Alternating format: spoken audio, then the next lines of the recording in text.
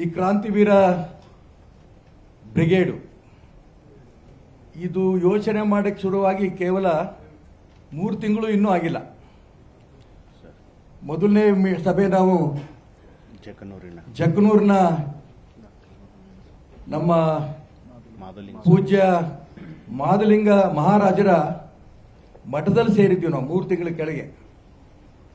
ಸೇರಿದಂಥ ಸಂದರ್ಭದಲ್ಲಿ ಸಾಕಷ್ಟು ಚರ್ಚೆ ಆಯಿತು.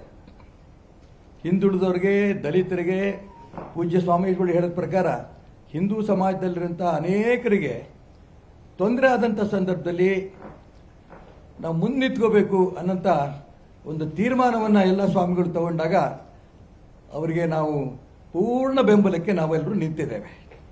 ಹಾಗಾಗಿ ಮಾರ್ಗದರ್ಶಕ ಮಂಡಳಿನಲ್ಲಿ ಅಧ್ಯಕ್ಷರಾಗಿ ಈಗಾಗ ಮಾತಾಡಿದಂಥ ಶ್ರೀಯುತ ಸೋಮೇಶ್ವರ ಸ್ವಾಮಿಗಳಿರ್ತಾರೆ. ಅದಕ್ಕೆ ಖಜಾಂಚಿಗಳಾಗಿ ಮಾದಲಿಂಗ ಮಹಾರಾಜರು, ಸಿದ್ಧಗೊಂಡ ಆಶ್ರಮ, ಜಕನೂರು ಅವರಿದ್ದಾರೆ.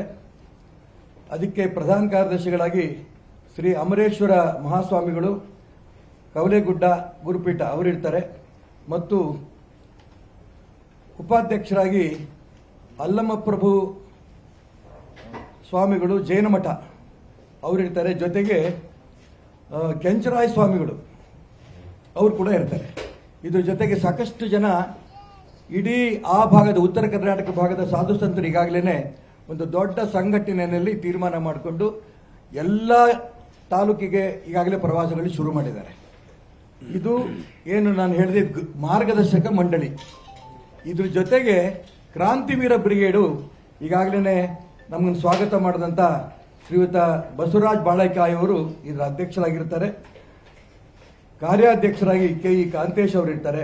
ಸಂಚಾಲಕರುಗಳಾಗಿ ಮಾನ್ಯ ಮುಗ್ಗಡಪ್ಪನವರು, ಮಾನ್ಯ ಎಂಜೀರಪ್ಪನವರು, ಮಾನ್ಯ ಗೂಳಿಹಟ್ಟಿ ಶೇಖರ್ ಅವರು ಮತ್ತು ನಾವು 4 ಜನ ಸಂಚಾಲಕರಾಗಿರ್ತೀವಿ. ಇನ್ನು ಈ ಪೂರ್ಣ ಕಮಿಟಿ ಆಗ್ತಾ ಇದೆ.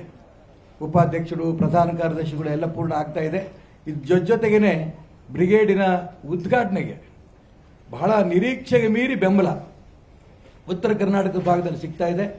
ನನಗನ್ಸುತ್ತೆ ಕನಿಷ್ಠ 1 ಲಕ್ಷ, ಸುಮ್ಮನೆ ನಾವು ಎಕ್ಸಾಕ್ರೇಟ್ ಮಾಡೋದಲ್ಲ, ಕನಿಷ್ಠ 1 ಲಕ್ಷ ಜನ ಆ ಒಂದು ಸಭೆಯಲ್ಲಿ, ಉದ್ಘಾಟನಾ ಸಭೆಯಲ್ಲಿ ಭಾಗವಹಿಸ್ತಾ. ಆ ಕಡೆ ಮಾನ್ಯ ಕನ್ನೇರಿ ಸ್ವಾಮೀಜಿಯವರು ಬಹಳ ಸುಪ್ರಸಿದ್ಧ ಸ್ವಾಮಿಗಳು, ದೊಡ್ಡ ವಿದ್ವಾಂಸರು. ಅವರು ಎಲ್ಲರನ್ನೂ ಕೂಡ ಈ ಹಿಂದೂ ಸಮಾಜದ ಒಟ್ಟಿಗೆ ಸೇರಿಸೋ ದಿಕ್ಕಲ್ಲಿ ಎಲ್ಲ ಪ್ರಯತ್ನವನ್ನು ನಡೆಸ್ತಾ ಇದ್ದಾರೆ. ಅದೇ ರೀತಿ ಆ ಭಾಗದಲ್ಲಿ ಕಾಗಿನೆಲೆಯ ಪೀಠ, ತಿಂತಿಳಿ ಪೀಠದ ಸಿದ್ದರಾಮಾನಂದಪುರಿ ಸ್ವಾಮಿಗಳು ಕೂಡ ಈ ಕಾರ್ಯಕ್ರಮ ಉದ್ಘಾಟನೆಗೆ ಅವರು ಬರ್ತಾ ಇದ್ದಾರೆ.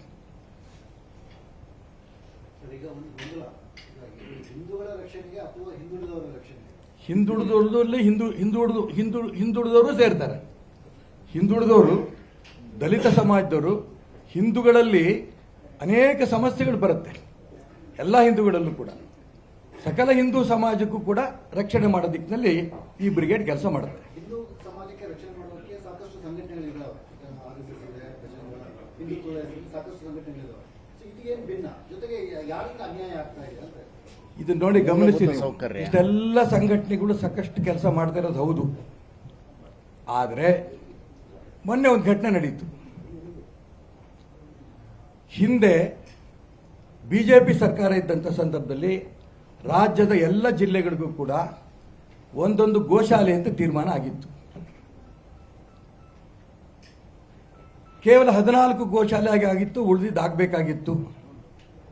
ಈ ಸರ್ಕಾರ, ಕಾಂಗ್ರೆಸ್ ಸರ್ಕಾರ, ಸಿದ್ದರಾಮಯ್ಯನವರ ನೇತೃತ್ವದ ಸರ್ಕಾರ, ಉಳಿದಂತ 24 ಗೋಶಾಲೆಗಳನ್ನು ಆರಂಭ ಮಾಡಬೇಕಾಗಿತ್ತು. ಏನ್ ಮಾಡಿದ್ರು? ಆ ಆರ್ಡರ್ನೇ ರದ್ದು ಮಾಡಿಬಿಟ್ರು. ಇನ್ಮುಂದೆ ಒಂದೇ ಗೋಶಾಲೆ ನಾವು ಮಾಡಲ್ಲ, ಇನ್ನು ಎಕ್ಸ್ಟ್ರಾ. ಯಾಕೆ ಅಂತ ಕೇಳಿದ್ರೆ ಗೋಶಾಲೆಗಳು ದನಗಳು ಬರ್ತಾ ಇಲ್ಲಂತೆ. ಇವತ್ತು ಸಾಧು ಸಂತರು ಗೋಶಾಲೆಗಳು ನಡೆಸ್ತಾ ಇದ್ದಾರೆ, ಅನೇಕ ಮಠ ಮಂದಿರಗಳು ಗೋಶಾಲೆ ನಡೆಸ್ತಾ ಇದೆ, ಅನೇಕ ಜಾತಿ ಸಮಾಜದವರು ಸಹ ಗೋಶಾಲೆ ನಡೆಸ್ತಾ ಇದ್ದಾರೆ, ವ್ಯಕ್ತಿಗಳು ಗೋಶಾಲೆ ನಡೆಸ್ತಾ ಇದ್ದಾರೆ. ಆ ಗೋಶಾಲೆಗಳಲ್ಲಿ ಜಾಗ ಇಲ್ಲ ಹಸುಗಳ ಮೇಲೆ ಬಂದು ನಿಲ್ಲೋದಕ್ಕೆ. ಕಣ್ಣೇರಿ ಮಠದಲ್ಲಿ 10,000 ಆಕಳುಗಳದಾವ, ಜವಾರಿ ಆಕಳು. ನಾನು ಉದಾಹರಣೆ ಯಾಕೆ ಕೊಡ್ತಾ ಇದ್ದೀನಿ ಅಂದ್ರೆ, ಎಲ್ಲಾ ಹಿಂದೂ ಸಂಘಟನೆಗಳು ಪ್ರಯತ್ನ ಮಾಡಿದ್ರು ಕೂಡ ಸರ್ಕಾರ ಹಿಂದೂ ವಿರೋಧಿಗಳ ಕೆಲಸ ನಡೀತಾ ಇದೆ.